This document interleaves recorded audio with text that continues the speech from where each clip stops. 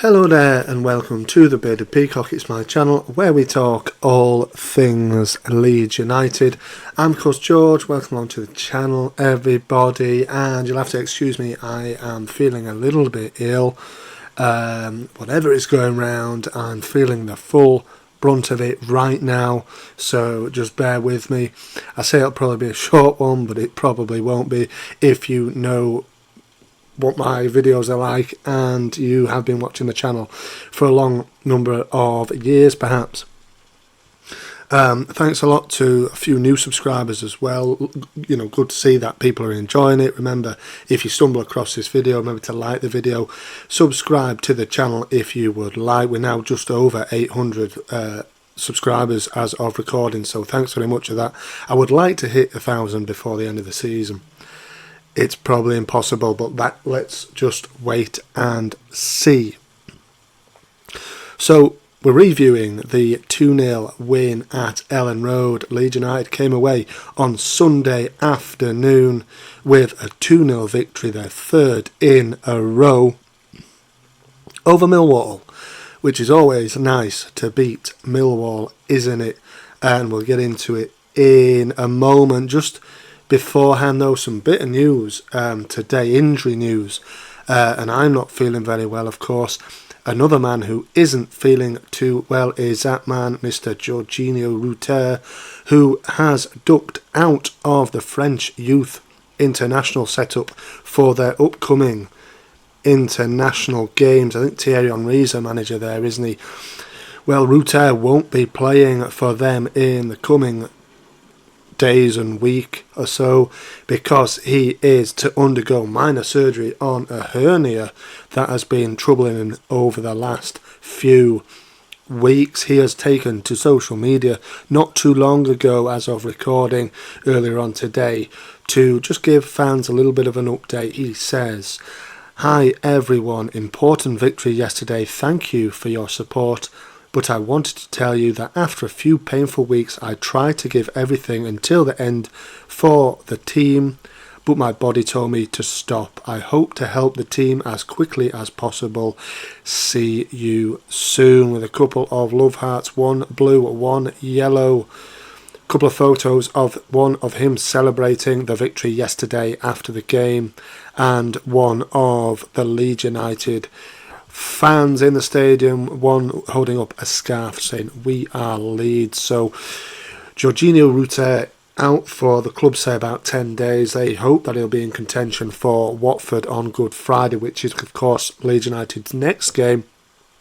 I don't think this will happen personally. We've seen Pascal Struijk, who had a similar kind of problem earlier on in the season. He's still yet to return for Leeds. So let me know how you feel about this situation. Will Ruter be out for the season? Will he be out for longer than 10 days? I think he will be. Is it a problem? Let me know there in the comments below. Massive miss he will be, of course. Hopefully he can get back to full fitness very, very soon. 21 goal contributions so far this season, including 2 assists in yesterday's win, which took him above former player Leif Davis in the Championship assist charts. He's got 14. Ruter now has 15. So speedy recovery, Jorginho. Let's hope he's back and fully firing for us as soon as possible. So without any further ado, let's get on to the review. So Leeds United were unchanged going into this game. Sunday afternoon, 3 PM kickoff. Very strange kickoff time for a Sunday. And yeah, and Leeds, came into this one obviously looking for their third win in a row, looking to go 13 unbeaten, and they did this for sure. They did, of course they did. Up against a Millwall side who came with a 4-4-2 formation, old school formation, old school tactics. I think they were in their best run of the season, actually, going in the game 4 unbeaten since new manager Neil Harris has come in. Obviously he's had a spell as manager previously, came back in, and they've been unbeaten since their defeat until their defeat yesterday. So that was it was a difficult looking game because they are very combative, they're very aggressive in the way that they play and the way that they push teams, and obviously come to play for free kicks and corner kicks, I thought, of which we defended extremely well. But the game starts a little bit scrappy from Leeds. I mean, we're dominating possession, but we can't really penetrate them properly, and it's becoming a little bit of a. We're almost getting sucked into their game again, and I think there's not much in the way of clear-cut chances from either side, really. I don't think Meslier really even barely touched the ball, meaningfully at all in the first half. But then it comes to 33 minutes, and I think just before this, there was a bit of play where Patrick Bamford could have slipped in Willie Gnonto, and his pass was just off, and then a couple of minutes later, this happens. So basically, Ruter gets the ball. I think it all comes from a goal kick from Millwall, and we recycle the ball, win the ball back. Jorginho Ruter gets the ball and just plays a ball off to Willie Gnonto down the right hand side. And we've seen it a couple of times with Willie recently where he has this burst of pace past the defenders and then gets the second touch all wrong, heavy touch, and the defender comes back in and intercepts the ball. But this one, burst of pace right past the defender, and then he just flashes the ball opposite direction, and straight past Sarkic in the goal for 1-0. Unstoppable shot. Obviously before this, he had a bit of an altercation with Jake Cooper, obviously the Millwall captain, big man, head and shoulders above Willie in terms of stature, but not in terms of footballing ability, obviously, clearly. That altercation, a little bit silly. I've heard some people saying that Cooper spat in Willie's face. I don't know how true that is. There was a little bit of an altercation. Both players picked up a yellow card. I was impressed with Willie, and I've seen a few other people say this. He has a tendency to get involved in little silly scuffles, doesn't he?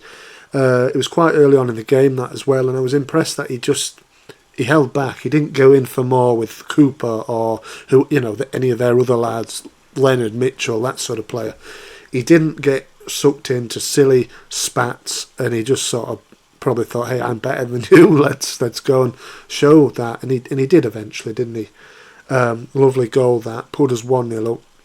33 minutes, and then I think we're in full control there. It's just whether we can get the second, as it has been so many times this season. Again, the Stoke City game at Elland Road a couple of weeks ago now was similar, wasn't it?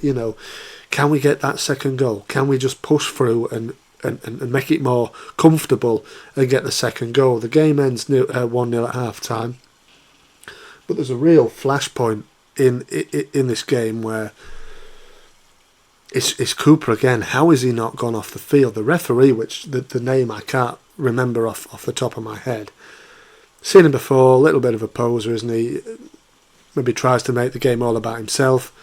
This is a stonewall penalty. Cooper's absolutely clattered into Rodon. The referee's looking right at it, leant down, almost squatting, looking at it. How have you not given a penalty there? On one count, he's just barged into him.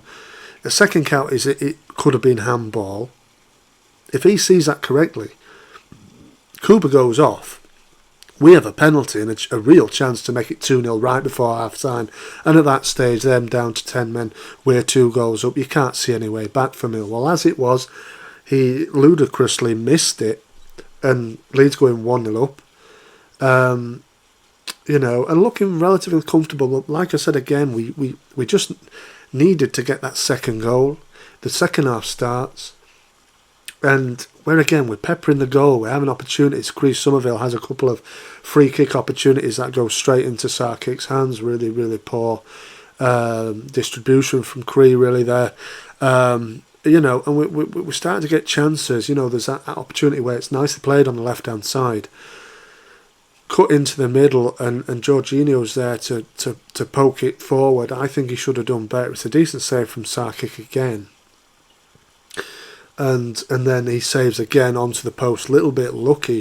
It goes underneath and then bounces off the post, and that's a way to safety. Again, there was another opportunity where Bamford gets free and just lifts it over tries to lift it over the keeper. The defender Tanganga, who I thought had a decent game to be fair, gets a touch on it and helps lift it over the bar.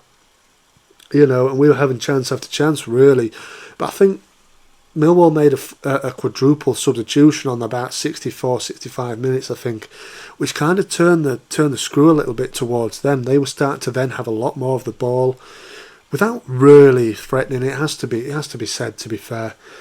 But they were opening. There seemed a lot more space as soon as those guys came on, and they had a lot more of the ball. It felt like anyway.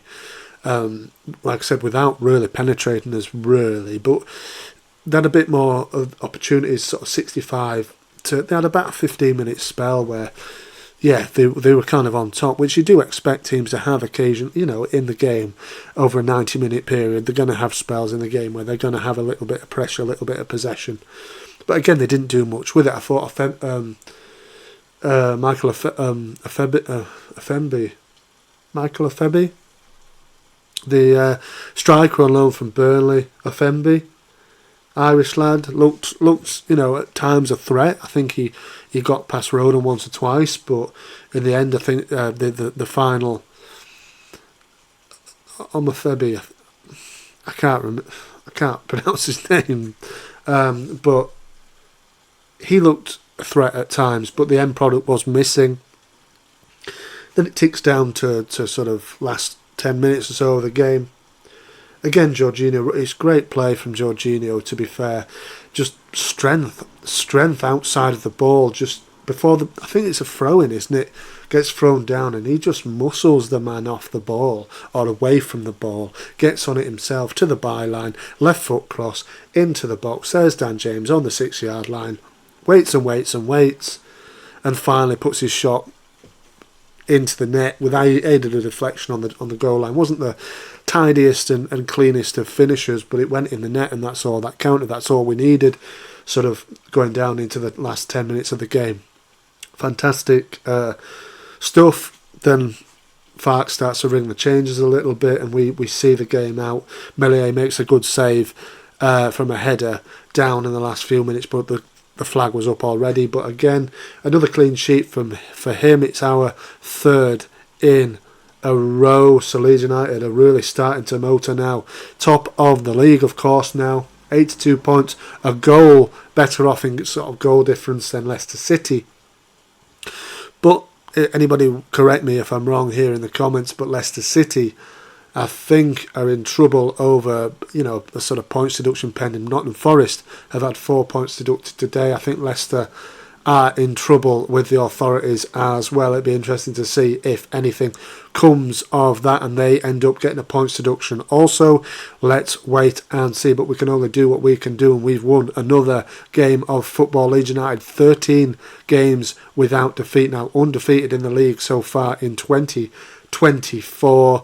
Next game, of course, is Watford. There's a international break now. Hopefully all the lads come back fully fit. Like I said, Jorginho already pulled out for France. There are a number of youth internationals in particular going away with their countries, as well as a handful of senior players. So that's it. Let me know your thoughts in the comments there below. Top of the league, Leeds United. I'm not getting too carried away because it's so tight. And it could change like that, couldn't it? With let's just keep going. 8 to go. Another big one at Watford on Good Friday. Thank you very much for watching. Marching on together. I'll see you on the next one.